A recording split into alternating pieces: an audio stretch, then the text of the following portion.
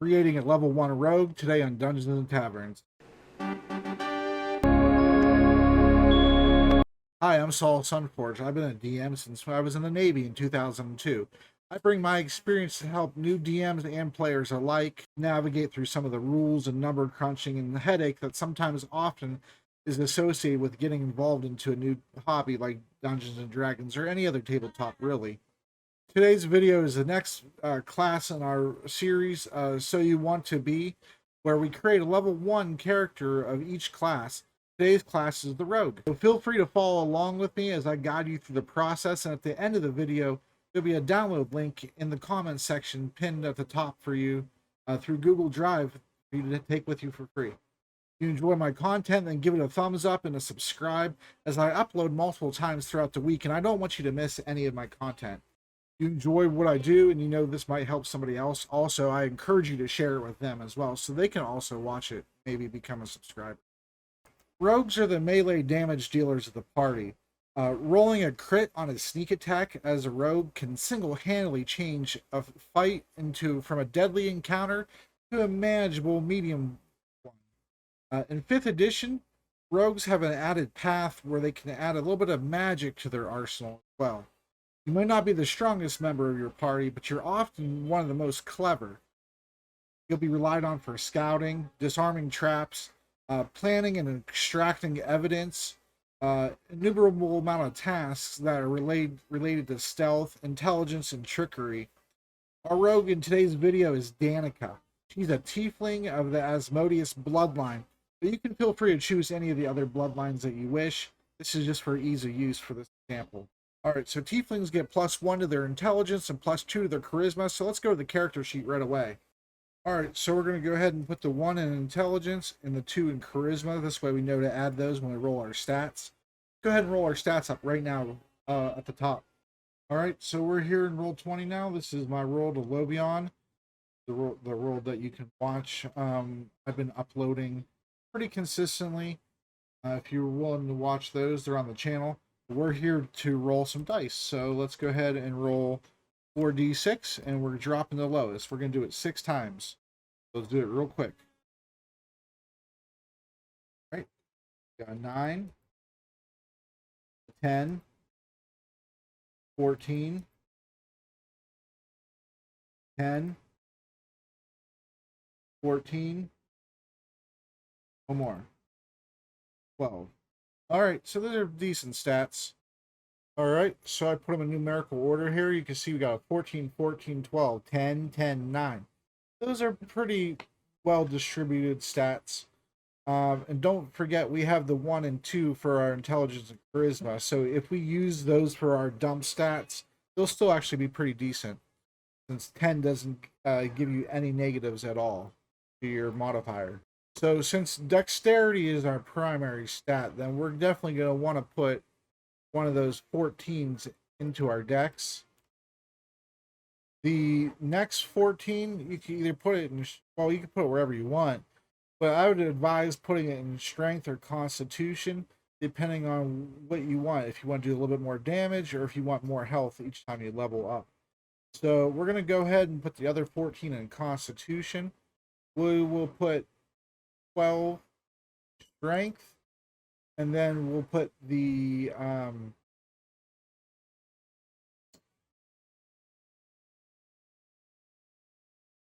let's see, what do we have left to play with here? A 10, a 10, and a 9. All right, so we will put one of the 10s here, and so that'll make this a 12, because 10 plus 2 is 12. Get rid of one of those 10s.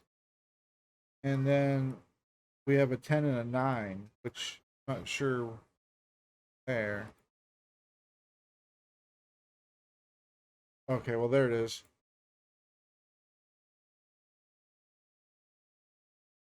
I must have accidentally deleted it. I'm actually going to make a change here and put the 10 in strength, so we can put the 12 in wisdom. And then we got a 10, 10, 9. Or, well, we already assigned one of the 10s, so we have a 10 and a 9.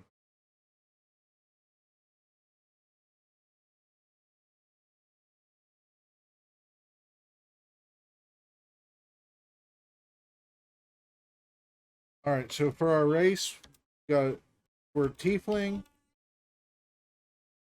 Character's name, Danica.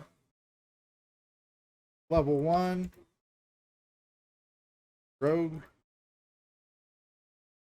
We haven't chose the background yet. The alignment is going to be chaotic neutral. All right, so we're going to go ahead and figure out the bonuses now. And the easiest way to do that is to half them, divided by 2, basically, and then subtract 5. So 10 halved is 5, minus 5 is 0, so there's no bonus there. Dexterity, halved is 7, minus 5, so that's a 2 bonus. Same thing here, halved is 7, minus 5 is 2. 11 rounded down is 10, halved is 5, minus 5, that's a 0. And then half of 12 is 6, minus 5 is 1.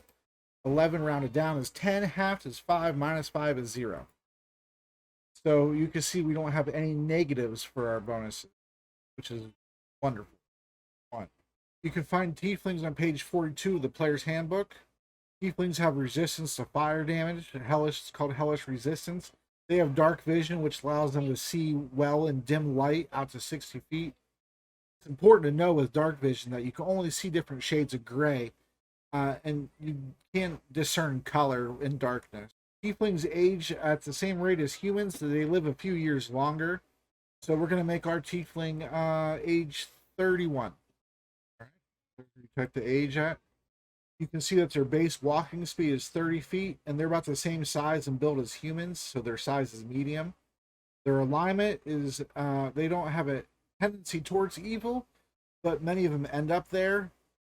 So we're going to make our tiefling, since it's supposed to be towards a chaotic alignment, we're just going to make our tiefling chaotic neutral. She has resentment towards the way others treat her, but she figures if she's going to be guilty of some unknown crime, that she might as well commit them, and that's why she became a rogue. All right, so Danica is going to be 5'7", going to weigh 125 pounds. She's going to have purple eyes. Her skin is going to be white, but she's going to have purple near her eyebrows. So, like from the bridge of her nose up to her eyebrows, all in this area is going to be purple. And she's going to have black, dark, curly hair. Tieflings can speak, read, and write Common and Infernal, so those go under here under other proficiencies and languages. All right, now rogues are on page 95 of the player's handbook. They start out with D8 hit points. So when your first level, you get your max of your hit dice, which will be 8, plus your constitution on the first level. Every level after that, you have to roll your D8. Or you could take the average, which would be 5. So it's up to you as a risk reward whether you want to take 5 or try to roll to hopefully get a 6, 7, or 8. But if you roll lower than a 5, you have to take that. But then you add your constitution's bonus at the end. So our constitution bonus is a 2, so that means that we start out with 10 hit points out of 10. And then we put down here 1. We have 1 because we're level 1. That applies for short rest. When you get a short rest, you can use your hit dice to roll to see how much health you gain back for the short rest. And then the hit dice would be a D8. Rogue is proficient in the saving throws of dexterity, intelligence. So we'll carry over everything else from the bonus column. So strength is 0. Dex is a 2, plus a 2 because we're proficient. That's a 4. Constitution is a 2. Intelligence is a blank, but we're proficient, so it becomes a 2. Wisdom is a 1. Charisma is nothing. Now remember, when you're in the course of playing the game, there's items that you could find, and you'll be able to, every 4 levels, you'll be able to increase your stats if you wish to. That's it, especially if your DM doesn't allow you to pick feats. Some campaigns, your DM may not allow you to pick feats, or only pick a feat, 1 feat, like at level 4, and then you have to carry that the rest of the game. It's just up to your DM, so make sure you ask them how they're willing to do it. But traditionally, you'll be able to increase all your stats throughout the game through items or ability score increase. Next up is their proficiencies. That's on page 95 of the player's handbook. They're proficient in light armor, simple weapons, hand crossbows, long swords, rapiers, and short swords. And they get proficiency in thieves' tools. All right, so we know we're proficient in thieves' tools, but throughout the course of your campaign, your DM may allow you to spend some of your downtime activities learning proficiencies with new tools. So that's something you're going to have to ask them. It's going to obviously cost your character something in terms of currency, or maybe you're going to have to do a quest for somebody, or maybe it could be issued out as a reward. All right, so for our skills that we're proficient in, thieves can choose from, rogues can they used to be called thieves. They're called rogues now. But rogues can choose four from acrobatics, athletics, deception, insight, intimidation, investigation, perception, performance, persuasion, sleight of hand, and stealth. So the first one we'll go with is acrobatics. The second one we'll go with is insight. Definitely gonna pick stealth. So that leaves one more.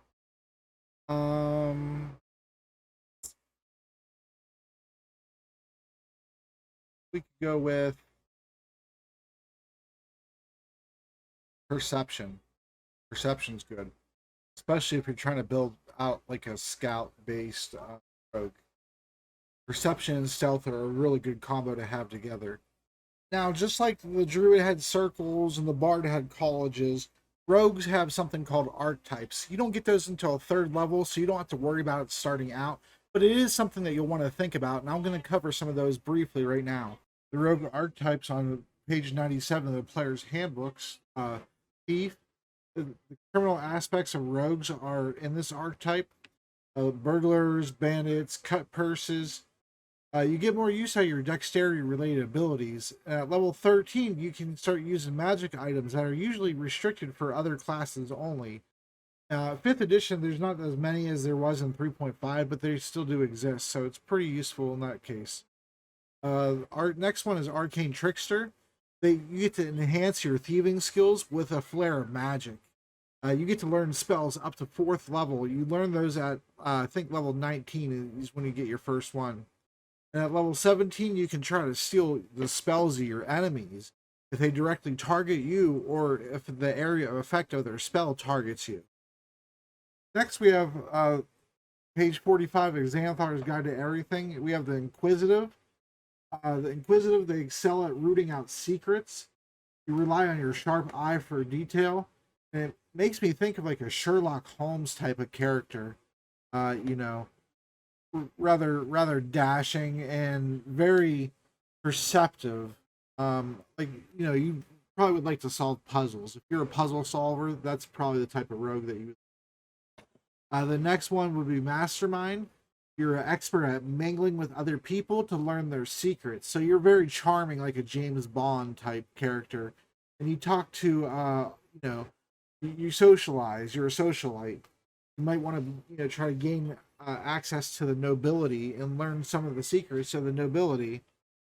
The next one is Scout. And a scout is, you venture ahead of your companions while you're traveling. So this way you can search out for danger or landmarks of interest. Scouts are very important.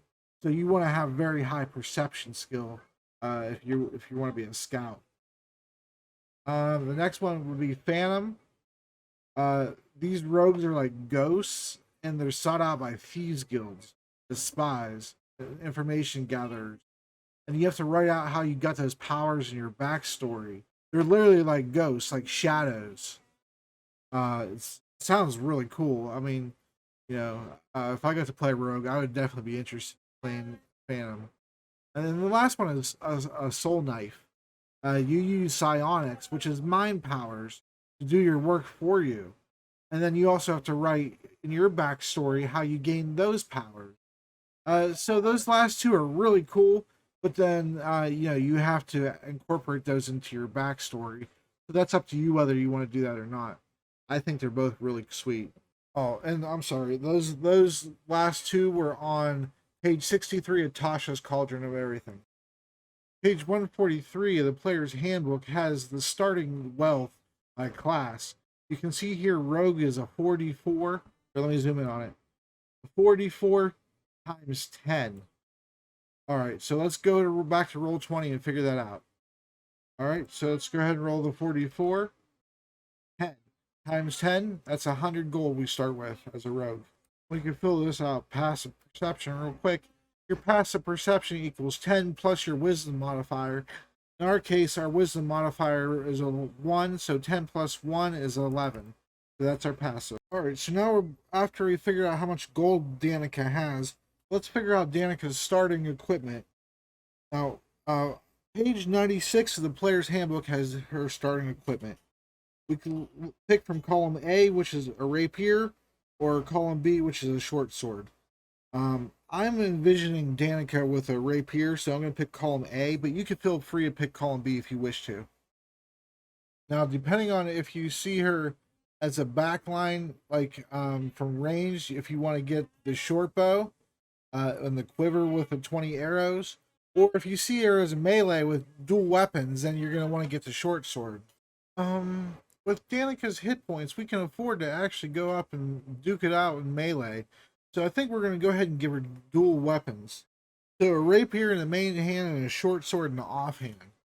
The offhand uses your bonus action if you choose to swing. We'll get to the weapons and the damage and their attack bonuses here in a moment. But the next line, we have to choose a burglar's pack, a dungeoneer's pack, or an explorer's pack.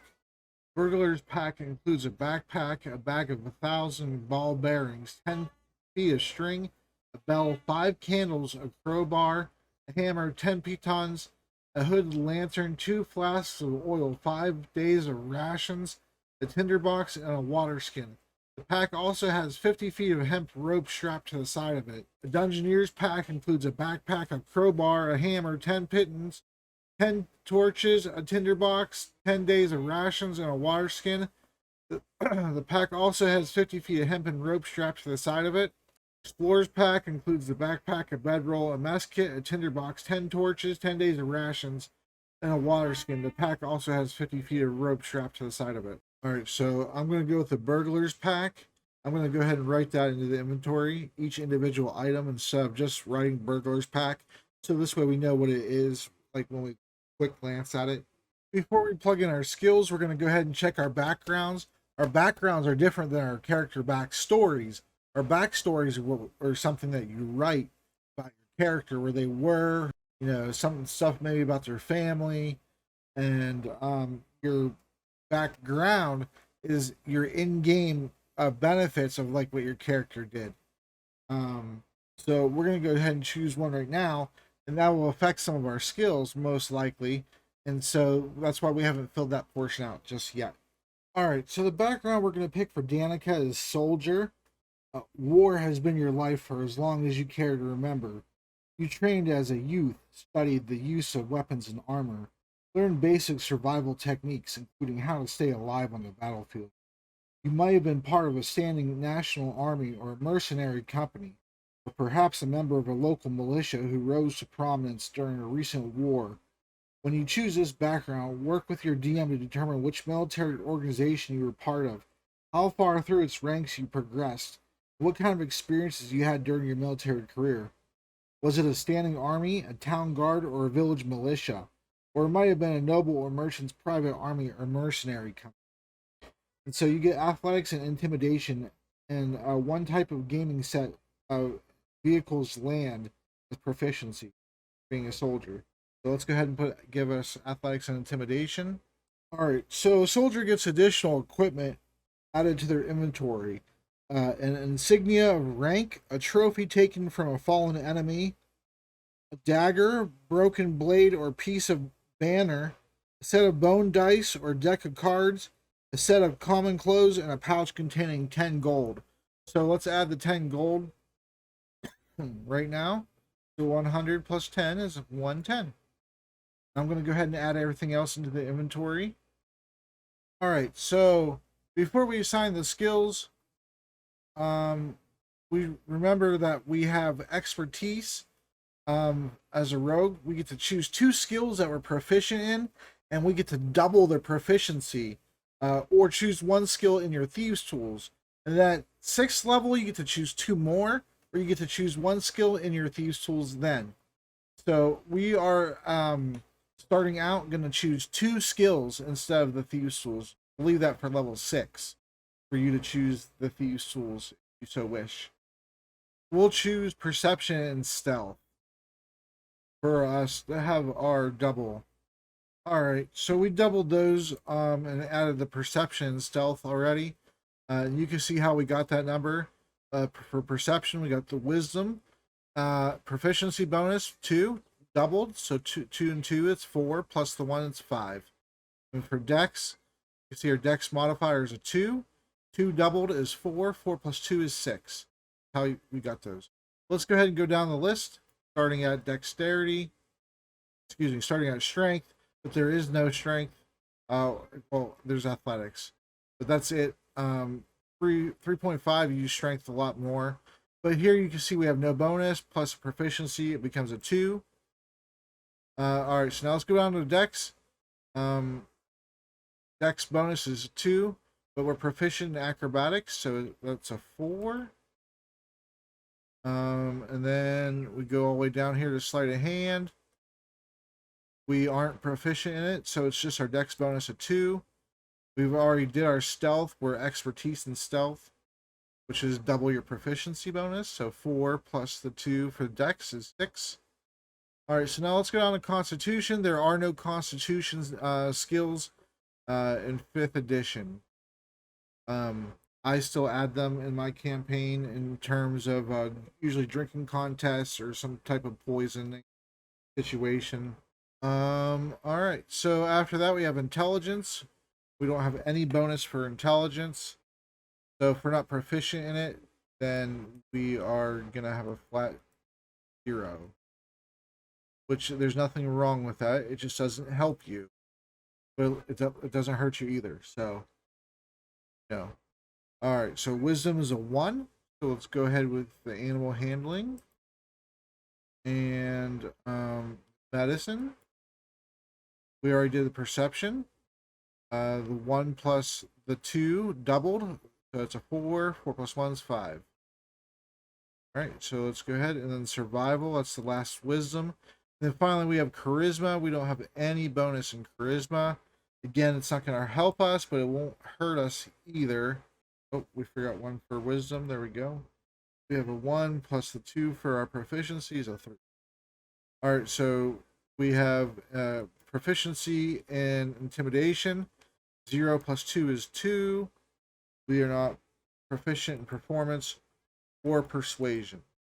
Alright, so as part of the soldier background, you roll for your specialty. And we got, for our specialty, we got a 6, which is Quartermaster. So, you can feel free to change that if you want, but in terms of level 1 characters, you really don't want to have an officer as your background.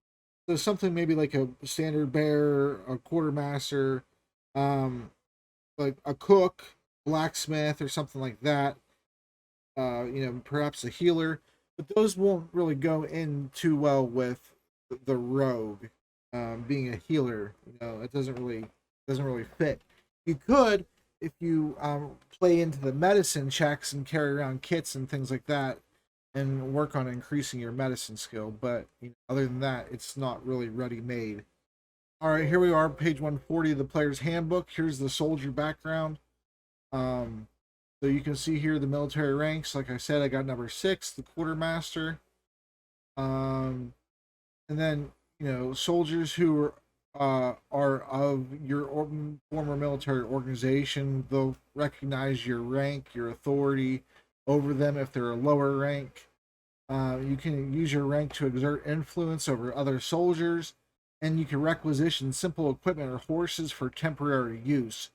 You can also gain access to friendly military encampments and fortresses where your rank is recognized. So that could be very useful depending on the campaign. And then for personality trait, there's quite a few there that I really like.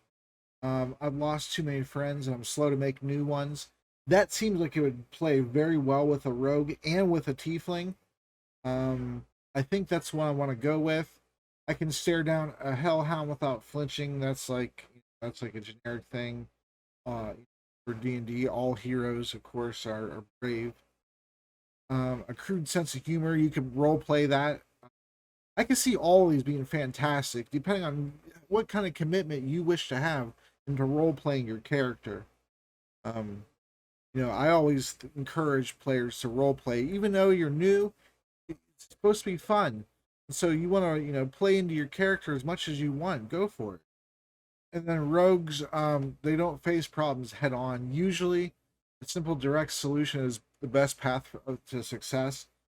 Sometimes a rogue can play that part, but usually rogues want to use their mind to get around certain problems that they don't have to face head on.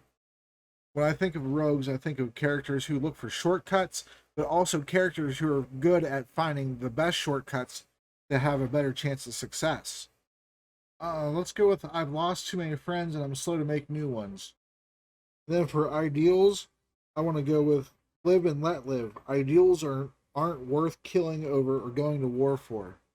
Here, number 5. Then for the bonds, we have I would still lay down my life for the people I served with. Someone saved my life on the battlefield. To this day, I will never leave a friend behind. My honor is my life. I'll never forget the crushing defeat my company suffered or the enemies who dealt it. Those who fight beside me are those worth dying for. I fight that for those who cannot fight for themselves. I think I'm going to go with number 2. Someone saved my life on the battlefield. To this day, I will never leave a friend behind. Because that's more of a neutral one, because somebody did you a favor, so you'll do others a favor. Alright, well, let's go see what the flaws offer. The monstrous enemy we face in battle still leaves me quivering with fear. I have little respect for anyone who's not a proven warrior. I made a terrible mistake in battle, cost many lives, and I would do anything to keep that mistake secret.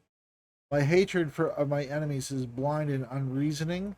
I obey the law, even if the law causes misery. I'd rather eat my armor than admit when I'm wrong. How about the monstrous enemy we face in battle still leaves me quivering with fear? That gives the DM a lot of stuff to work with there. If they want to incorporate that into your campaign session somewhere, I would. All right, so the last thing before we get to the table for our weapon damage is we have leather armor, 2 daggers, and thieves' tools. So let's write that in our inventory now. All right, real quick, since we don't have any feats to improve our initiative, your initiative is just your dexterity carried over. Once you get, I think it's the alert feat, you add 5 to it and things like that. You gotta ask your DM though if they play with feats or not. Then page 144 of the player's handbook tells you about light armor, what it's made from, and you can read all about the different armor types and shields. And then there's pictures and things like that too. But we're gonna go down here to the table here and look what leather armor is. I'll zoom in on it here. All right, so leather armor costs 10 gold. It's worth 11 plus your dex modifier. It weighs 10 pounds. So let's go to the character sheet, and for our armor, 11, here, AC, 11. Your dex modifier is a 2, so that means our armor class is a 13. 11 plus 2 is 13. Weapons start on page 146. You can read about weapon properties and proficiencies. The weapon properties is definitely worth looking over, especially light and finesse. Light weapon is a small and easy to handle, making it ideal for use when fighting with 2 weapons. See the rules for 2-weapon fighting in chapter 9.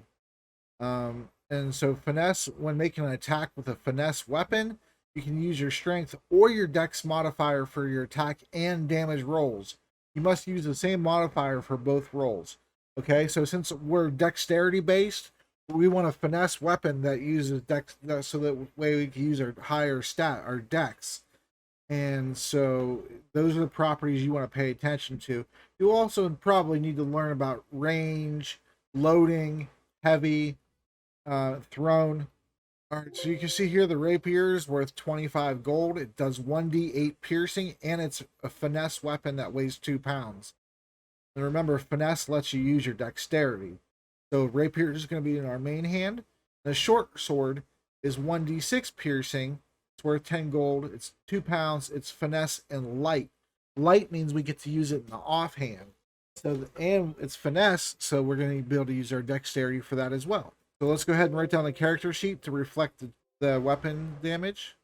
All right, so you can see here went ahead and wrote 1d8 plus 2 for our rapier. Our short sword is 1d6 plus 2. The plus 2 is your dex bonus. Since we're using the dex for both of those, we have to use the dex for our attack bonus as well. So you take your proficiency plus your dex bonus, and that's how you get your attack bonus.